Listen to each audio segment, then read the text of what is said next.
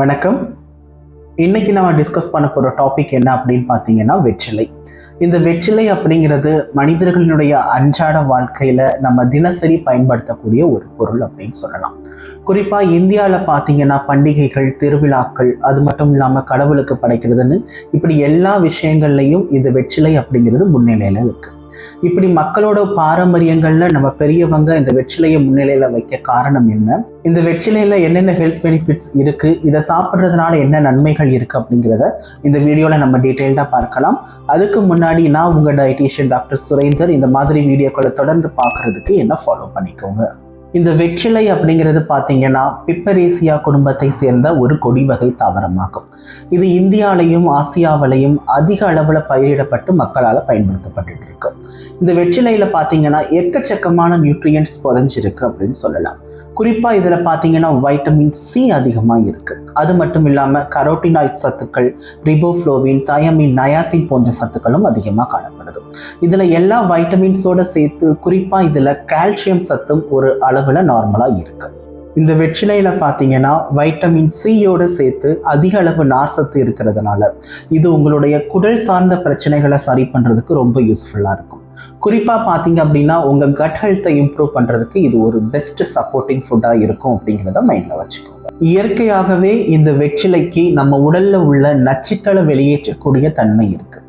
அதனால தான் பெரியவங்க தங்களுடைய உணவுகளில் அன்றாட பழக்க வழக்கங்கள்லையும் இந்த வெற்றிலைக்கு முதன்மையான இடம் கொடுத்துருக்குறாங்க. அது மட்டும் இல்லாமல் இந்த வெற்றிலையை கசக்கி நைட்டு ஒரு டம்ளர் தண்ணியில் ஊற போட்டுட்டு மறுநாள் காலையில் அந்த தண்ணியை நீங்கள் குடிக்கும்போது அது ஒரு பெஸ்ட் டீடாக்ஸ் வாட்டராக இருக்கும் அப்படிங்கிறதையும் மைண்டில் வச்சுக்கோங்க. ஸோ இது உங்கள் உடலில் உள்ள கழிவுகளை வெளியேற்றுறதுக்கு ஒரு பெஸ்ட் சப்போர்ட்டிங் ஃபுட். இந்த வெற்றிலையை ஆயுர்வேதத்தில் வலி நிவாரணி மருந்துகளுக்கு அதிகமாக பயன்படுத்திட்டு இருக்காங்க. குறிப்பாக வெளிப்புற காயங்களை சரி செய்யறதுக்கு இந்த வெற்றிலை அப்படிங்கிறது அதிக அளவில் ஆயுர்வேதத்தில் பயன்படுத்தப்பட்டு இருக்கு. இந்த வெற்றிலையில அதிக அளவு ஆன்டி ஆக்சிடென்ட் சத்துக்கள், அதோடு சேர்த்து நிறைய நார் சத்துக்கள் இருக்கிறதுனால உங்களுக்கு மலச்சிக்கல் பிரச்சனையை சரி செய்யறதுக்கு இந்த வெற்றிலை அப்படிங்கிறது ஒரு பெஸ்ட் சப்போர்ட்டிங் ஃபுட்டாக இருக்கும்.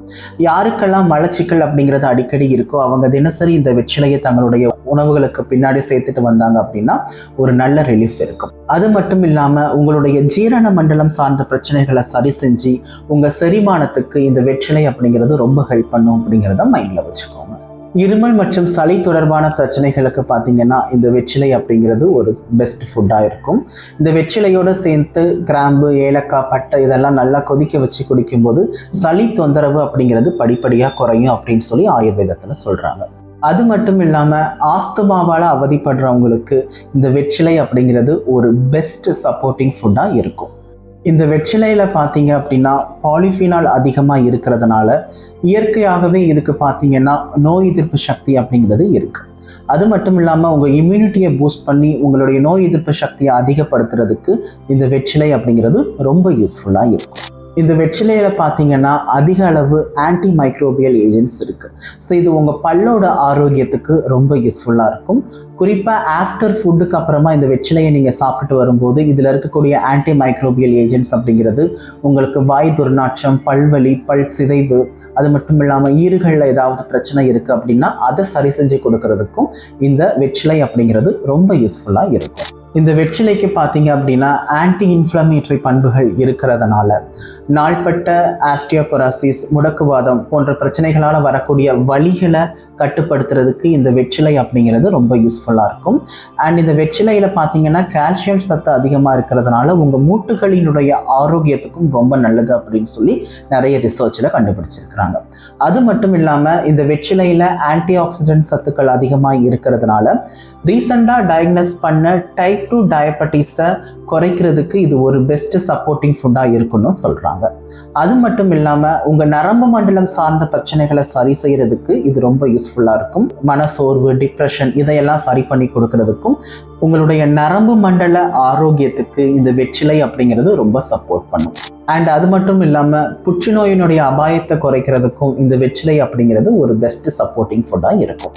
இவ்வளோ ஹெல்த் பெனிஃபிட்ஸ் இருக்கக்கூடிய இந்த வெற்றிலையை யாரெல்லாம் எடுக்கக்கூடாது அப்படிங்கிறத ஃபஸ்ட்டு பார்க்கலாம். யாருக்கெல்லாம் சிவியரான அல்சர் இருக்கோ, வயிற்றுப்புண் இருக்கோ, அவங்கெல்லாம் இந்த வெற்றிலையை எடுக்கிறதுக்கு முன்னாடி கண்டிப்பாக அவங்களுடைய டாக்டரையோ டயட்டிஷியனையோ கன்சல்ட் பண்ணியிருக்கணும்.